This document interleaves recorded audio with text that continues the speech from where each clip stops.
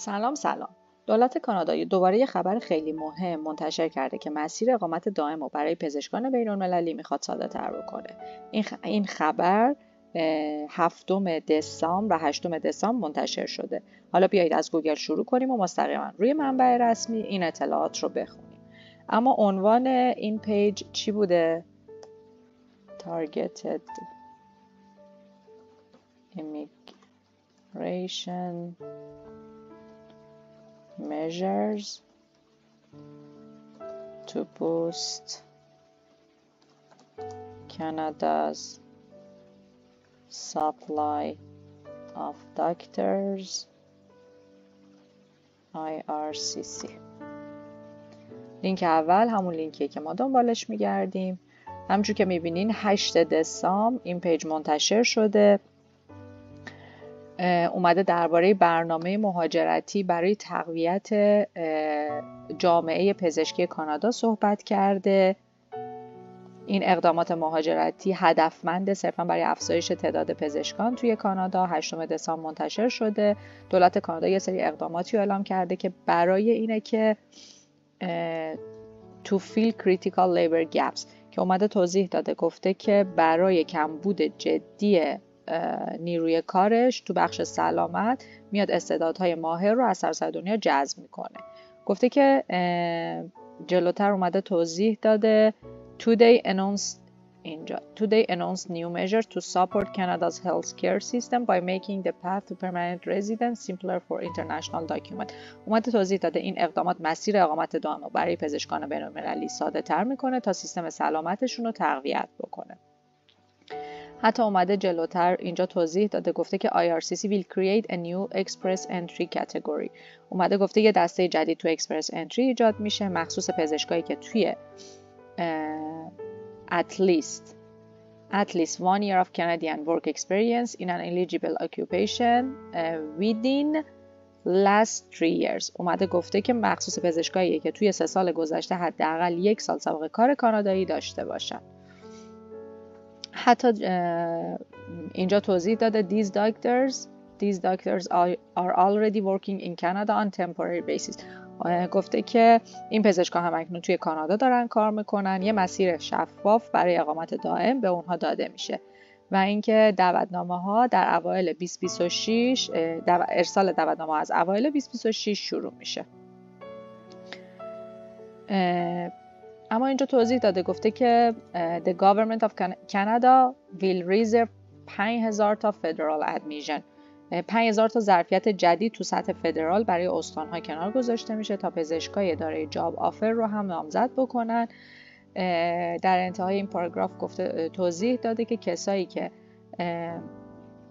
افرادی که نامزد میشن ظرف مدت 14 روز اون مجوز کار سریعشون رو دریافت میکنن. همینطور اینجا توضیح داده these measures also support our broader international talent که این اقدامات بخشی از استراتژی بزرگ جذب استعدادهای جهانیه که به پایداری سیستم مهاجرتشون کمک میکنه. یه سری نقل قول اینجا آورده شده از طرف وزیر مهاجرت. گفته که این اقدامات کمک میکنه پزشکای آماده به کار بیشتری توی کانادا بمونن و مردم خدماتی که نیاز دارن دریافت بکنن. وزیر بهداشت پارلمانی وزیر بهداشت اومده گفته که این اقدامات کمک میکنه که پزشکای توضیح داده اینجا که جذب پزشکای ماهر برای رفع کمبود شدید نیروی انسانی واقعا ضروریه توی حوزه بهداشت. و اینکه نهایتاً هم اینجا یه نقل قولی آورده شده از رئیس انجمن پزشکان کانادا که گفته که by creating a pathway to permanent resident. اومده توضیح داده، گفته که ایجاد یه مسیر اقامت دائم برای پزشکا کیفیت خدمات درمانی رو بهتر میکنه. اما یه سری کویک فکت اینجا آورده شده که گفته که تقریباً 100% رشد نیروی کار کانادا از سمت مهاجراست. اینجا داره میگه که تو سال 2024 17% بزرگسالان پزشک خانوادگی نداشتن. حتی اینجا توضیح داده، گفته که مشاغل هدف شامل پزشکای عمومی، پزشک خانواده، جراحا و متخصصا متخصصای آزمایشگاهی و بالینی هستش. جلوتر توضیح داده که لایسنس ها و ارزیابی مدرک به عهده استان هاست، یعنی هر استان ارزیابی خودش رو انجام میده و اینکه این سیاست جدید فقط یه بخشی از برنامه جذب استعداد هاست. پس توی این خبر جدید ما اومدیم خلاصه مسیر سریعتر اقامت دائم و مجوز کار برای پزشکا با هم بررسی کردیم که از اوایل 2026 اجرا میشه.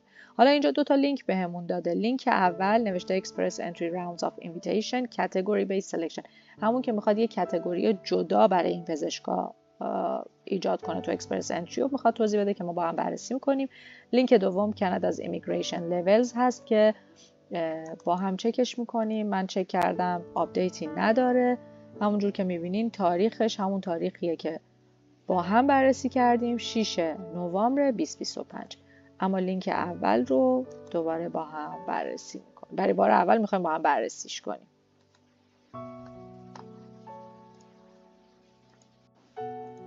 خب حالا وارد صفحه بعدی شدیم، Express Entry Category Based Selection که اومده اینجا توضیح داده What is Category Based Selection، که اومده گفته توی راندهای انتخاب مبتنی بر دسته افرادی دعوت میشن که واجد شرایط یه دسته مشخص هستن تا یک هدف اقتصادی رو برآورده بکنن. حتی اینجا اومده توضیح داده We invite candidate to apply for permanent residence based on criteria such as که اومده توضیح داده گفته دعوتنامه ها بر اساس معیارهایی مثل زبان، اینجا توضیح داده زبان، سابقه کار و تحصیلات صادر میشه که دسته ها از قبل تعیین شدن، مشخص شدن. همونجور که می‌بینید اینجا step by step guide to category based selection، اینجا راهنمای مرحله به مرحله انتخاب دسته ها رو گذاشته. current categories ها رو اومده اینجا توضیح داده که گفته دسته‌بندی فعلی شامل دسته‌بندی‌های فرانسوی زبان‌ها، مشاغل درمانی، مشاغل فنی، مشاغل کشاورزی و همینطور آموزشی و البته پزشکای با سابقه کار، نهایتاً پزشکای با سابقه کار کانادایی هستش. که حالا اومده گفته این دسته‌بندی ها خودشون مکمل سایر راندای اکسپرس انتری هستن، یعنی علاوه بر راندای دیگه اکسپرس انتری که داریم این کاتگوری بیس ها هم اومدن اضافه شدن.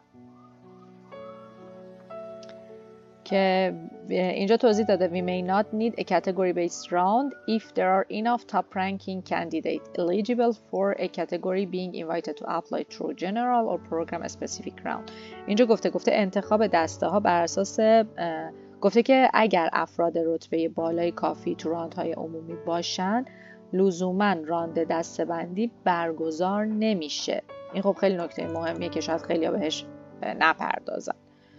اومده پایینتر توضیح داده گفته که how we choose and report on categories، که توضیح داده چجوری میان دسته ها رو انتخاب میکنن، بر اساس داده های بازار کار و نظر استان و سازمان ها انجام میشه. اتفاقی که میفته اینجا گفته که هر ساله یه گزارشی به پارلمان ارائه میشه که شامل علت انتخاب دسته ها و تعداد دعوتنامه هاست که دسته ها دائما داره ارزیابی میشه و آپدیت میشه. خب حالا اومده اینجا گفته who is eligible for each category، که اومده توضیح داده to be eligible for an invitation through the category based round you must meet the minimum criteria, meet all of the requirement in the instruction for that round. گفته برای واجد شرایط بودن باید شرایط اکسپرس انتری رو داشته باشین و شرایط همون ران رو هم داشته باشین. When we hold a category based round of invitation we will rank candidate in a pool. میگه که اتفاقی که میفته میگه افراد واجد شرایط رو میان رتبه بندی میکنن، invite top ranking و بالاترین رتبه ها رو بالاترین ها رو دعوت میکنن. اما حالا ما میخوایم فایند اوت کنیم چه کسایی الیجیبل هم برای هر کاتگوری. اینجا میتونین انتخاب بکنین، شرایط رو ببینین. ما میخوایم فیزیشن ویت کانادین ورک اکسپریانس رو ببینیم که همین دیشب توی توییتر اداره مهاجرت راجبشون خبر داد. که اینجا اومده توضیح داده، گفته که باید پزشکا توی 3 سال گذشته 12 ماه سابقه کار فول تایم داشته باشن به طور پیوسته و در یکی از شغل‌هایی که توی این جدول زیر آورده شده در یکی از این شغلایی که تو جدول زیر آورده شده این سابقه کار باشه. حالا اون 3 تا کد ناک دادن براشون که این دسته ها جدول مشاغلشون رو آورده. این دسته ها شامل پزشک عمومی، پزشک خانواده، جراحا و متخصصای آزمایشگاهی و بالینیه. پس این صفحه کلا اومد توضیح داد که دقیقاً شرایطی که برای پزشکا در نظر میگیرن چیه و چطوری توی دسته‌بندی های جدید انتخاب میشن. تا ویدئوی بعدی روزتون بخیر.